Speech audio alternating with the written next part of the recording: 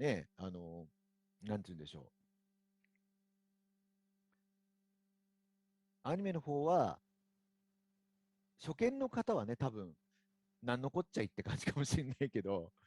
まあ、ファンの人たちはね、あそこで思い出した人たちも多いんじゃないかと思いますね。はい。ねどうなんでしょうね。アニメは結構見てびっくりしたけど、まあ、本当にね、1話以外関わってないんで、ね、1話には見て、なんていうかね、省略の仕方には結構びっくりしたんだけど、そのびっくりっていうのは何かっていうとですね、なるほどこう来たかっていう感じなんですね。何がなるほどこう来たかっていうと、やっぱりね、前回も話したけど、多分、次のクールが発表されてるんで、1クールの中で自分で構成を考えたときに、ね、1話に小牧さんが出てる以上は多分、クーデターあたりなんじゃないかなっていうふうに思うわけですよ。実際にPV でも赤見和志とね、詐欺隊のね、白縫が切り合うシーンが出てましたから。って考えて、13話だとして1話がオリジナルでの賞味12話しかないって考えたときに、まあ、480分ぐらいしかないわけですよ。うん。いや、次のクールが別のね、番組の、同じ枠で別の番組がもう発表されてたよね、確かね。平家物語が。うん。平家物語が発表されてたんで、うん。なんで、多分、マブラブは今回1クールなんだなっていうのが。で、その時に考えて、だとしたら区切りどこだっつったら、まあ、佐渡島のわけねえなっていう。うん。で、そう考えると、まあ、クーデターだろうなって考えて、賞味12話とかで、やるって考えると、アドベンチャーゲームっていうパッケージで、見せて、やるものを、その中でやるとなったら、まあ、動きや展開がないあそこを切るしかないだろうなっていうのは、わかる気がするね。あ、こう来たかって。あれ、俺、じゃあ原作側があの構成をやれって言われたらできないもん、絶対。ここ必要だ、あそこ必要だ、ここも必要だってなっちゃって。あれは、やっぱり、うん、ウェイト、前も話したけど、やっぱり一番、クーデターに焦点、1話とクーデターにリソースを、重視、集中するために、一番その動きがないところっていうのは、ある種。で、ここで一つ、俺が勝手に思ってることだけど、で、しかもほら、総宣言集って、まずアンリミテッドで一回、あったことを受けてじゃないと、総宣言集ってさ、だらだら描いても、なんじゃこれみたいな、要するになんか地味な話になっちゃうんだよね。どう考えても。だから、あの総選演習が15秒で終わるっていうのはもう、All You Need Is Kill の主人公みたいに、タケルがもうね、1万回ぐらいループして、多分最短距離で15分で終わらせたと、俺の中ではもう納得したんだけど、うん、確かにあれをじっくりやってもしょうがねえなっていう。うん、だからなんか、なんていうのかね、一番あれだったのは、そういった意味では、やっぱりね、このなんていうのかな、次あたりから多分、あれでしょあの、実機演習の実機演習が始まってね、4対、3対3のやつが始まるんだよね。うん。で、そうすると吹雪が出てきて、見応えがあるから、やっぱそっちにウェイト置くよねってなるよね、やっぱね。うん。そっち見せたいんだろうね、やっぱね。で、ロボットものだし。うん。で、やっぱり、人間のキャラが作画だから、強化装備とかもね、話したけど、やっぱりその作画のウェイトを落とすために、強化装備のデザインも変えたりとか、あと、銃をファマスっていう実在でモデルを変える銃にしたりとかってやってるって話したと思うんだけど、やっぱ創世研修をやるとしたら全部創作画なんだよね、多分。うん。そうなると、やっぱり、間に合わない。もしくは、もっと、クオリティが落ちてしまうっていうね、リソースの判断っていうのをしながらの戦いだから、と思ってるね、勝手に。うん。だからまあそれはもう、だって今期の、今期豊作と言われてますけれども、アニメ。ね、期待作が揃ってる。っ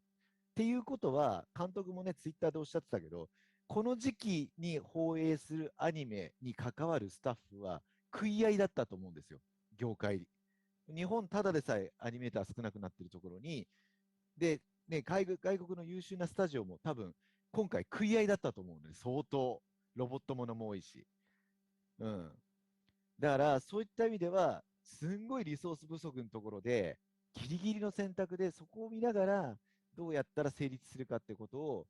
アニメ現場はコントロールしてるんだろうなっていうところは、まあ、なんていうのかな、同じ作り手としては、俺は関わってないけれども、想像するだにこう、そういうことなのかなと、うん、思いますね。だからそれを避けるためにいろいろやっぱその下手に丁寧にやって作画が、ね、全編にわたって崩れるとかっていう状況よりは俺は英断だと思うし、その臨機応変な。で、だけどやっぱりあれじゃわかんねえよって言ってね、すごい不平不満を言ってるそのファンの人たちの気持ちもわかる。それはそりゃそうでしょと。うん。で、僕らはプロである以上、外に出したものが全てだから、まあ、そんなね、業界の事情っていうのは、正直、お客さんには関係ないことですから、うん。まあ、そこをね、こちら側から、まあ、監督の立場では言いづらいだろうし、と思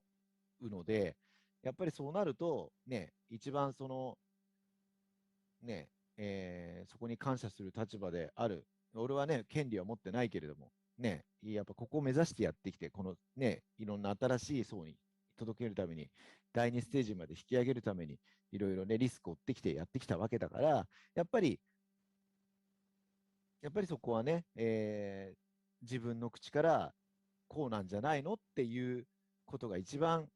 いいのかなって思ったりはしてるんだけどね。うん。